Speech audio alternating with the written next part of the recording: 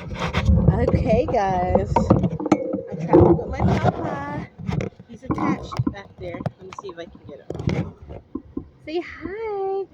He took his cap off. Hold on. Hold it. I have like something, like one of these waterproof handlebar on my bike. One sec. I have his helmet too, just in case. He doesn't. If he takes this beanie cap off one more time, I'll most likely put his helmet on. See, his little baby helmet.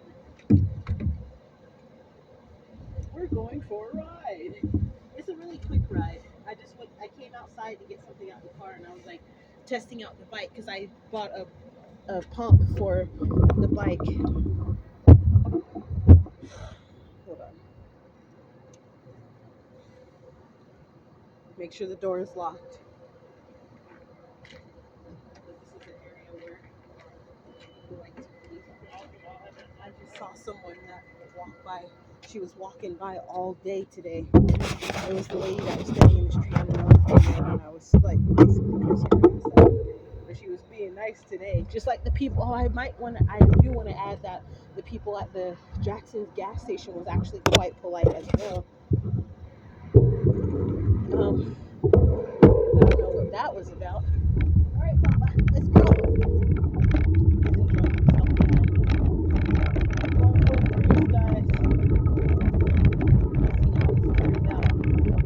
I was just testing out the tires.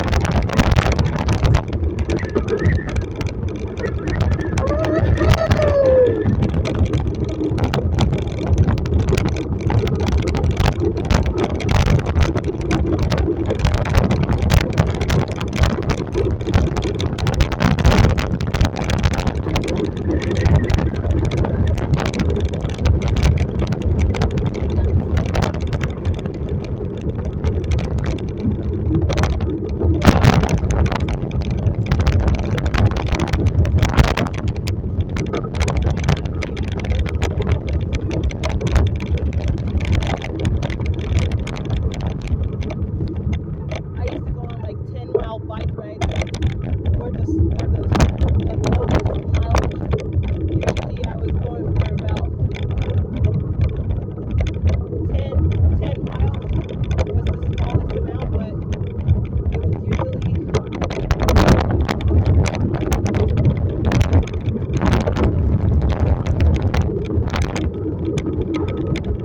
I was gonna go by the waterfront, but I'm just gonna head back home. It's late. Just a quick ride.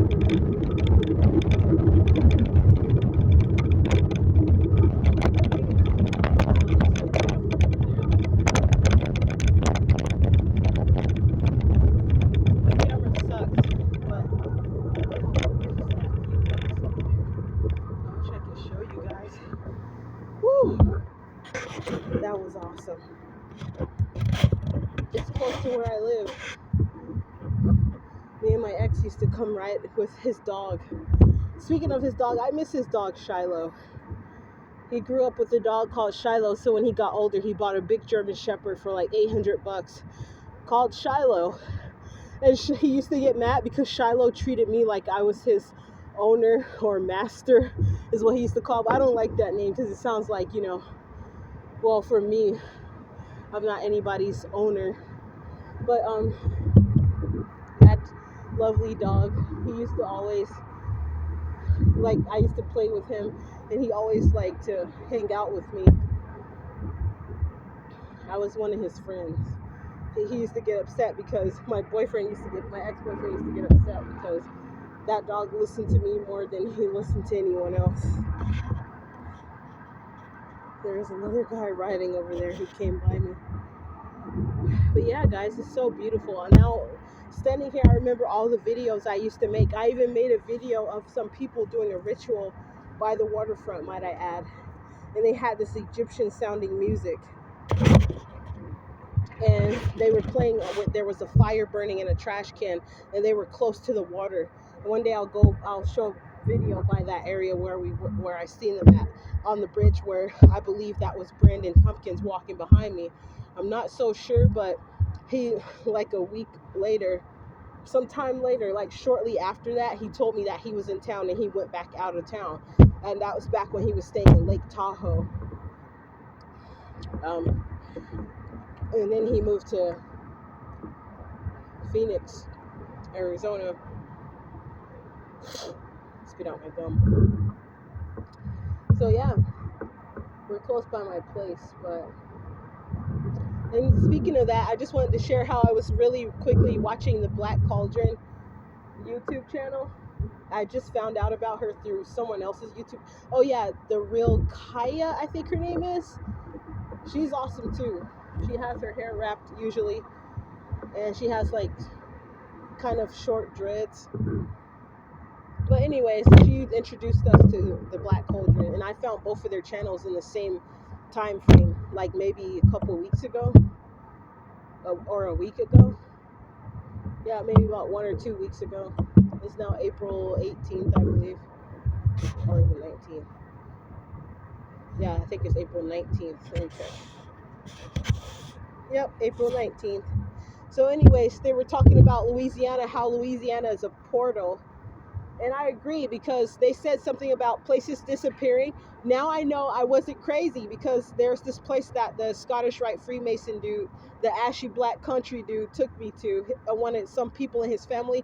They begged me not to leave him there. I feel like they were in on whatever he was trying to do as well, because they begged me not to leave him there for some reason. They wanted me, a younger woman, to go on a road trip by myself with this idiot, even though I came there with him. But they didn't care about that. They knew how horrible he was and did not want him nowhere near them. They didn't even want to deal with this guy down there in New Orleans, like some people say. But they were on this property. They're building a restaurant. So if anybody go to a restaurant down there that's next, like very close to a house, and it's on the same property, just like a few feet of, like maybe 200 feet apart from each other or less than that. That's the lady whose house I went to, and they told me I could come back and visit them at any time, but I lost their information and stuff like that. Maybe I could look up the restaurant to get in contact with the woman, because she knows how to cook her booty off, y'all. I had some of her food. I don't know if they did witchcraft on me or not. At this point, I don't care. Because another lady, a friend of mine, she said the same thing. She was like, what if somebody cut your hair, or they do witchcraft on your shirt, or with your energy of something you left behind? And I told her I don't care. Then she told me I'm wild. But that right there let me know that she was into that shit. So anyways, back to the Scottish Rite Freemason dude. Oh wow, that's a nice picture. I just saw, I don't know if you guys can see it. It's a mural. Not nice, but it's kind of cool. Instead of seeing a bunch of ghetto tags, it's like a three-eyed figure with their third eye on the nose. It's funny because I happen to be standing here, and there's a guy. Oh, you can't see him anymore. He's going towards the waterfront. I used to come out here with before I got my son back, me and my ex used to ride our bike out here at the waterfront with his dog. So that's kind of been somebody's riding a dirt bike down my street. Electric dirt bike. That's cool. But anyways, just to be real quick, so there's this house that was on the property. Long story short, the lady who I'm talking about, who owns the restaurant right next to her house, her dad built that whole little small part of the community, and he used a horse or some barrel or something to make the drive-through area that was still there to this day. And I saw this beautiful red butterfly follow me around out there. That was gorgeous. I took a picture of it, but they stole my phone, so I no longer have it. I promise if I be able to go back there on that property, that red butterfly might reappear, or another one like it. It's only an experience that I have in my memory now, thanks to the perpetrators freaking stealing my phone. Oh my gosh, I'm angry about that. From last year. That's why they said I should be freaking pissed. But I know everything comes full circle, so they're gonna lose way more than what I lost. So, anyways, I saw a beautiful red butterfly, and there's this house that's around that area where it actually disappeared. It was behind some trees, but it disappeared for some time. And then it reappeared after some. I kept looking for. I was like, I know that there was a house over here, and they said that it was a woman who died there, and they never tore the house down, and I think her spirit still lived there at that house. So that's why they don't mess with it. And the trees grow over. The trees grew over the house, like it covered it up. You could see it through the trees as you pass through the driveway. It would look close, but it literally disappeared for some time. I could not find it, and it was literally right there by that woman's house. That's when I knew that for sure I was in a spiritual area. Not only that, once we got to like the sea level or the lake level, whatever that water, maybe we were crossing a bayou over a bridge, but I was going about 100 miles an hour to try to hurry up and get this idiot out of my vehicle, because I planned on dropping him off and leaving him there. Oh, it's a bunny. It's 2 brown bunnies. Damn, I don't have my light on. They ran up to me. It was 2 of them, and I thought they were rats, so I was going to scare them away a few seconds ago, but they ran straight to me. Then they turned and went 2 separate directions. But anyways, that was beautiful. I thought they were rats up there. I don't usually see that. Sorry I couldn't capture it on film, guys. But anyways, I saw that house again. That's what I was talking about, crossing that bridge. When I crossed the bridge, it's like I could hear whispers when I had the window rolled down a little bit as I was crossing that bridge, and it was slightly foggy.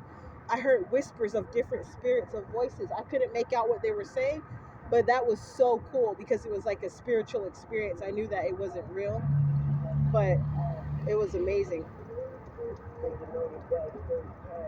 Oh, it's somebody.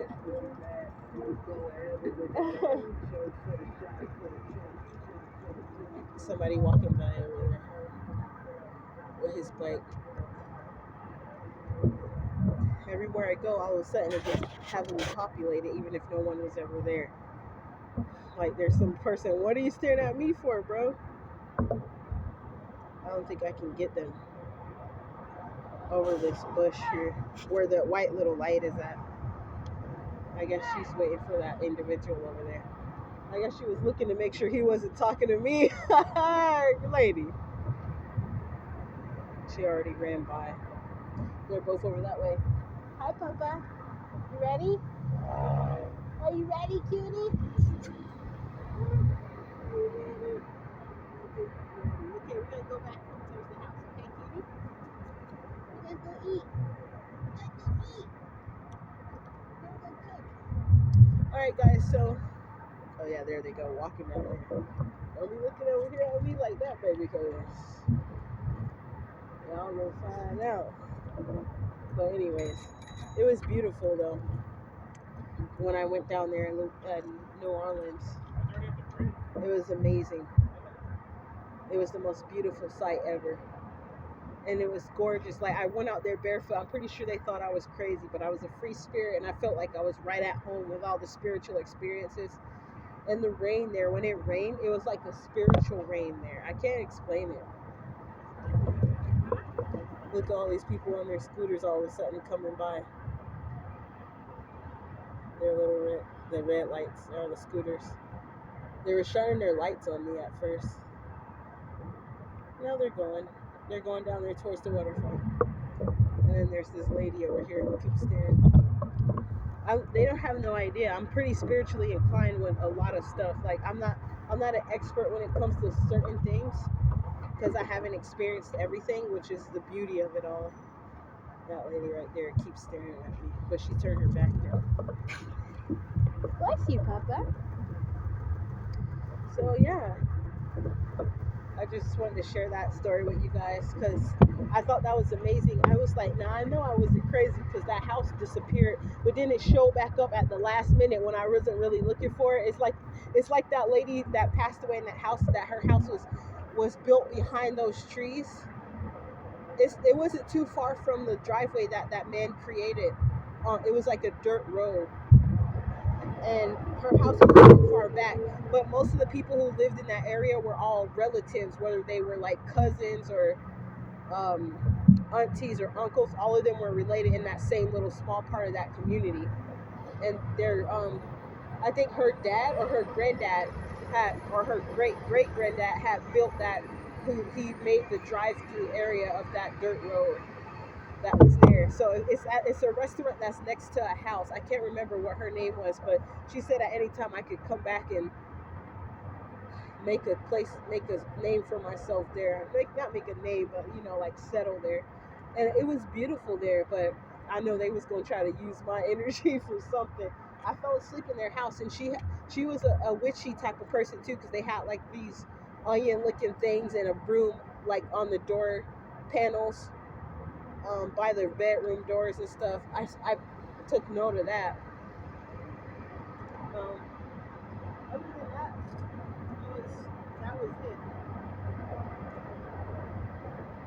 It was some other stuff. I had a good sleep and I was ready to leave, but they could tell. They literally begged me not to take David Lofton with me. And David Lofton is kin to some boxer dude that lives out here in Portland, Oregon, or his dad was a boxer from a child, the son of that boxer. I don't know who he was, but I was connected to people who knew people who were in the industry, so I wouldn't be surprised if they had some sort of jersey on my back, so to speak. Yeah, I'm gonna go ahead and go, sir. So I wouldn't be surprised if they had a jersey on my back because they wanted to make a sacrifice of some sort. But it's okay. Oh, okay. Oh, wait, right here. Oh, okay. And then you see the light. It should turn green. The white light, yeah. Oh, okay. It's loading. Yeah. Okay, thank you. Yeah, oh, awesome. Thank you. Have a good night. Thank you. Okay, guys.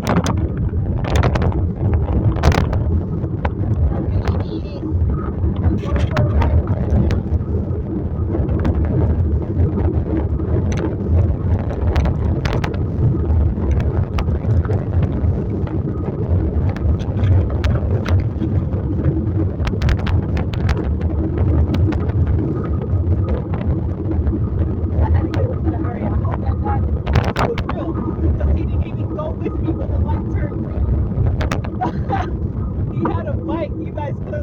Bike wheel.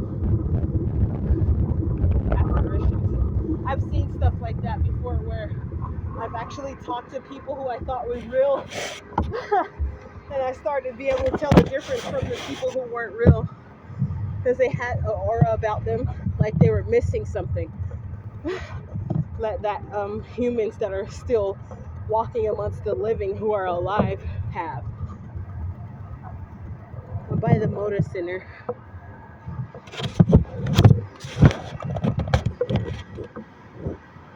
Wow, some random person's calling me at this time.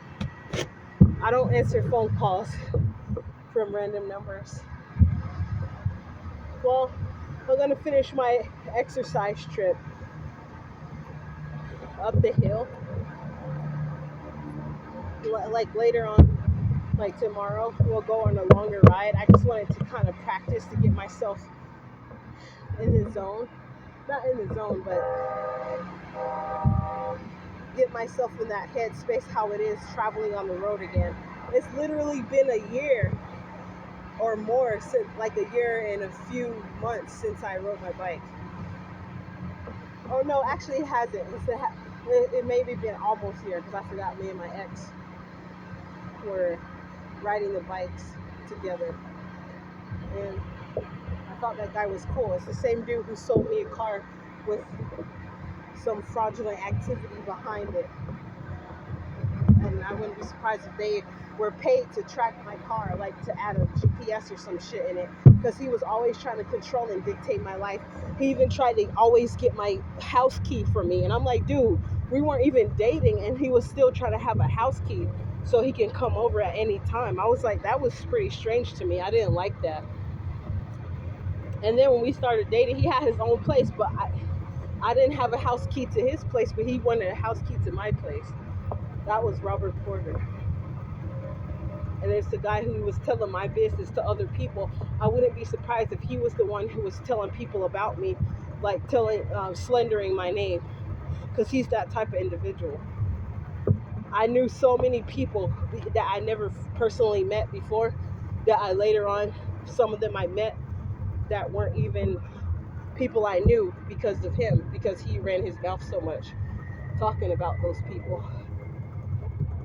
So yeah, this is just a regular basic video.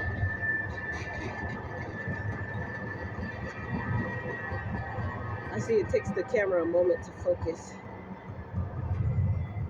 Yeah, I'm headed back home now, so I guess I'll talk to you guys later.